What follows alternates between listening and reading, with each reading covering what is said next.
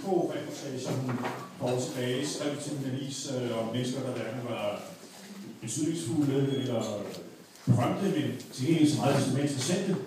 Og så havde jeg også den glæde at møde hende for nylig, hvor hun var med til noget litteratur-øl kombineret show. Det er jo mine to store interesser, så det kunne næsten ikke blive bedre. Gerda Laugesen har skrevet en øletiket. Den skal vi ikke høre i aften. Jeg tror, vi skal høre værker in progress. Tilblivelsen. Velkommen.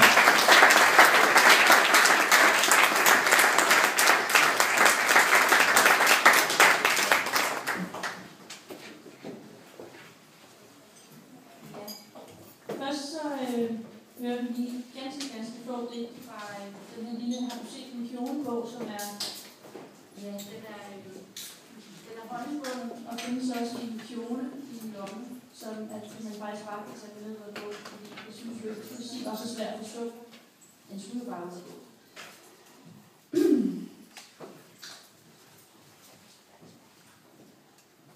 Jeg er klar over himlen og tør klæder af i taget. Går frem. Tiden er en knap og hud løs på tråden.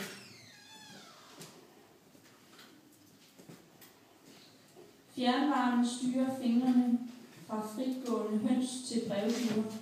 Husker ikke lapperne over mine øjne. Ved ikke, hvornår jeg går over i mig selv igen. Han ser godt ud, ham derude. Uden G og hun